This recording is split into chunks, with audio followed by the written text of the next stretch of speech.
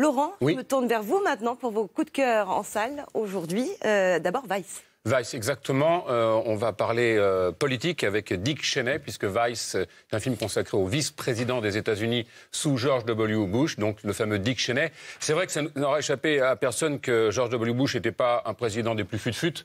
Et on voit très très bien dans ce film qu'il était légèrement, on va dire, manipulé par ce fameux Dick Cheney. Donc c'est un film à la fois politique, historique, où on apprend... Nous, Français, pas mal de choses, et sur la politique américaine, et puis sur ces personnages. On voit Donald Rumsfeld incarné par Steve Carell, et puis voilà Sam Rockwell qui interprète lui George W. Bush, et Christian Bale, que vous voyez sur ces images, qui est absolument méconnaissable. Ah ouais, alors là, il a grossi, il est tout en prothèse, c'est Batman. Il faut rappeler qu'à l'origine, c'est Batman. Là, c'est plus Batman. Là, c'est plus du tout. Voilà, là, c'est Big Man. Exactement. Et il est incroyable. D'ailleurs, il est nommé, bien sûr, pour la prochaine cérémonie des Oscars. On va donc voir un extrait de ce film vraiment intéressant qui revient, entre autres, aussi sur la guerre en Irak et la manipulation, justement, de la part de Dick Cheney. On regarde. Je veux que tu sois mon VP. C'est toi que je veux. T'es mon second. Eh bien, George, je suis le PDG d'une multinationale. J'ai été secrétaire à la Défense. J'ai aussi été chef de cabinet de la Maison-Blanche. La vice-présidence n'est rien de plus qu'un titre symbolique sur moi.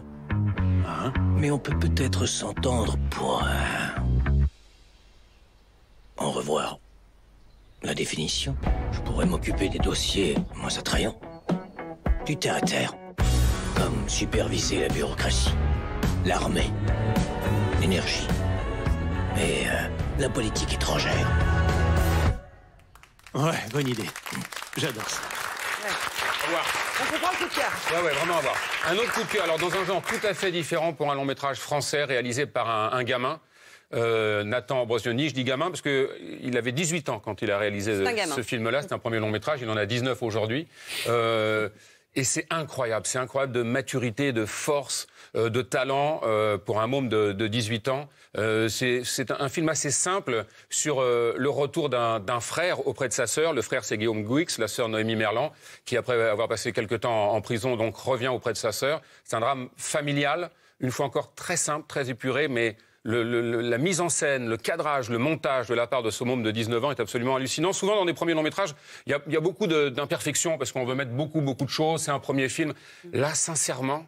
C'est épuré déjà ? Ah oui, c'est incroyable. La maîtrise de ce môme-là que j'ai rencontré par ailleurs et qui a passé quasiment toute son enfance dans sa cave à monter des petits films, des petites choses. Et ça sent parce que le montage est incroyable. Donc, à voir vraiment les drapeaux de papier, c'est un très joli film. On va en voir un extrait tout de suite. Bonjour. Bonjour, j'appelle pour avoir l'annonce que mes expériences, là, vu que je sors de Centrale, là, j'attends votre appel, là, du coup.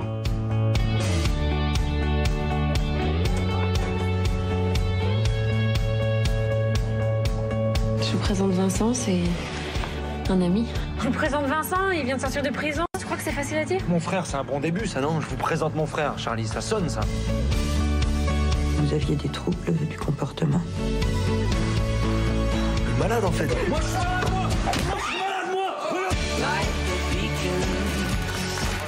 Un nom à retenir, un Nathan Brosnioni, c'est son premier long métrage. Si tout se passe bien, on en reparlera dans les années qui viennent. Merci pour vos coups de cœur.